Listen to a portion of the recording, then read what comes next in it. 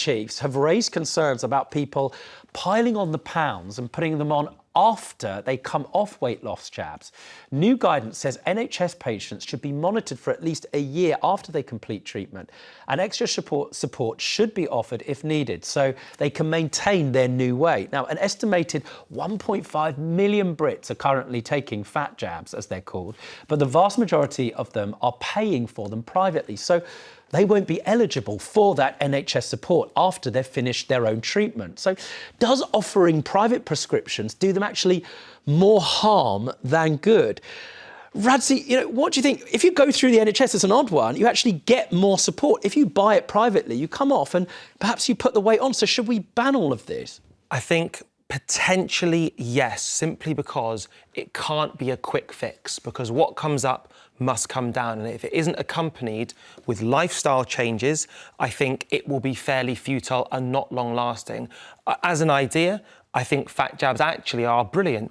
It can reduce body weight, improve energy, work output, you can be a better parent, better person, improve confidence. Yeah. But if it's just a quick fix and you're used to eating certain kinds of foods, you're not used to doing certain types of exercise, it's not going to last long. It's not necessarily a quick fix, because often, it takes a long time for somebody slowly to lose weight when they're on Wegovy or any of the other drugs that are available, Ozempic, etc.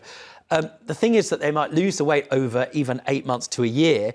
The problems that you're talking about, unless that comes with lifestyle changes, then the whole thing is futile. Yeah, but when I say quick fix, not necessarily the process, but simply the idea of, bang, I've got a solution for it. Whereas let's just take, you go to the gym or you start running, you can't even run that far when you begin. So it takes you a while to even have the ability to get the gains from it. Just about the injections, about mindset, Angela. And I think, respectfully, I couldn't disagree more.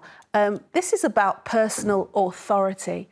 If you work really hard and you earn your money, you are entitled, market forces say, I'm an entrepreneur in that respect, is you're entitled to spend it how you want. And if it exists out there, you're taking the burden off the NHS, first of all. But second of all, if it is lawfully available and you have tried every diet available, and I know plenty of people who have done this, and they can't get rid of the food noise, or they can't stick to a diet, or they can't get themselves to a gym. And to interrupt you, just because I'm certain you're going to say it, but forgive me, because we should also add it's quite difficult to meet the criteria required to get the injections on the NHS. It is. I think there's also a demographic that have played around with that a bit who are on borderline. But the upshot is that if they have decided to spend their hard-earned cash, we've just been talking about how hard it is to keep your head above water, on that, because the weight is so important, then they will do it. And I know plenty of people, and I know it's anecdotal, who, when they have hit that ideal weight, the joy of being able to get into a pair of size 10 jeans or whatever it is something that they don't willingly relinquish. I guess the question is whether they'll stay in those size 10 jeans for the following year if they have been too reliant on the jab, as opposed to actually have changed their mindset, their lifestyle, more out, less in. Carolina, you're in London. What do you think? Hi. What do you think about this? Should be able to get these jabs privately, even if at the end of your time taking the jabs, you haven't changed anything in your lifestyle? I'm actually on them now. Right. Okay, I got very ill over lockdown. I had quite a few various health issues and had to isolate myself. Right. And without realising the pounds piled onto stones, it was just amazing. Right. And I now need hip and knee replacement surgery, but I'm not allowed to have them because of my weight, and it is huge. So in March I started take Manjaro privately. I pay for it myself. Well, why do you pay for it yourself? I mean, bearing in mind the weight has prevented you getting the surgery that you need, that you're in chronic pain for. Were you not able to meet the criteria with your GP to get prescribed one of these? No, I don't meet their criteria. You have to have 4 out of the 5. You have to have 4 out of the 5. Right, so you're now paying for this private. Have you been losing weight? Has it been beneficial to you, Caroline? I've been on since March. I've lost 4.5 stone. Wow. Just under 4.5 stone. Right. In my head, I am worried that when I get to the end of the year, because I've just given myself a year, because obviously it costs a lot of money, will I put it on? So that is in my head, but I'm hoping that with me learning to eat differently, Right. I've not been able to get to a gym or anything like that. I'm not a gym person, but to get out walking, I've not been able to do that because of my hip and knee. Yeah, you represent a case that's by no stretch of the imagination on its own or unique, but it's an interesting one. Do you think you can afford to carry on paying for Mounjaro after you've reached the weight required for you to have this operation? Well, I'm hoping that maybe they, I think they do, the company I'm with do a thing where you, I forget the word, the actual name. It's They called, can co-pay. They can help you with it. that you can use less of the drug to help you wean off it as such. Well, Carolina, you make a very sort of helpful and useful point. For some people, this is really not just weight loss or about the type of things we're talking about, which is vanity, right? But actually can be a lifeline, Radzi. I'm going to come back to you because I see you nodding vigorously, but I want to go to Paul up in Glasgow. Paul, what do you make of this? Should you be able to use it privately, or should this only be on the NHS so that you don't become dependent for the rest of your life? I think it should be. Oh, and by the way, hello to the panel and yourself. Hello. Hello, mate. And you're doing a great job. That's nice to hear. What do you think, Paul? I think it should be banned because I'm a diabetic.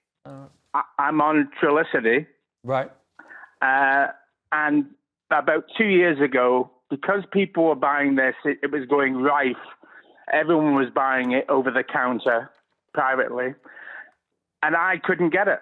I see. So it had a sort of special impact on you. Paul, I hear you, and I think there's a number of people who've had similar complaints about the supply disappearing, especially for that particular medication that you're talking about. But the conversation, Paul, is really about what happens when you come off of this weight loss medication. Because if you become reliant on it, you're just going to put it back on unless you change your lifestyle in terms of what you eat and how you eat and what exercise you do. Amanda, you're in Lancashire. What do you think? I mean, do you agree with what basically Radzi is saying is that it's not a question of banning it, but you've got to change what's in your head, not what's going into your gob? I think it's a combination of things, to be honest. I've literally just started on it and I've had to go private because what I recently found out is that the BMI that you have to be eligible with has now risen to 50 rather than 40 to get it on the Can you NHS. afford it, Amanda? Not really, but I'll make sure I afford it because...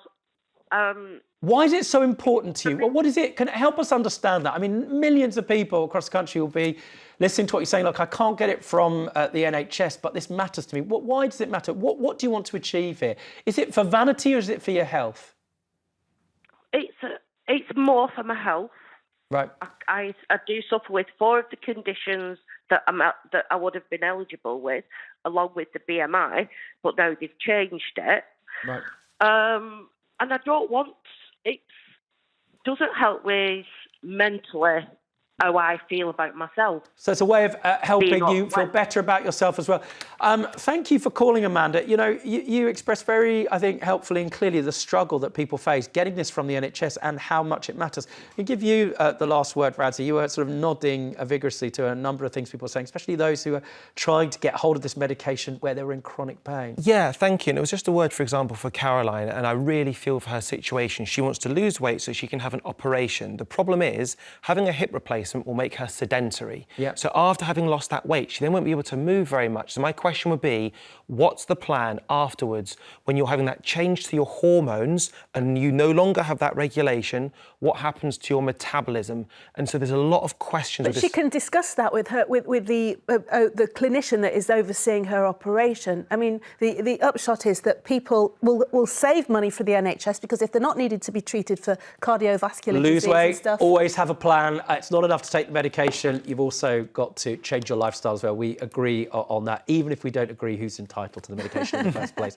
After the break, it's the papers and everything else, including why you're likely to be safer on a plane if the pilot is a woman. Absolutely true. We'll see you.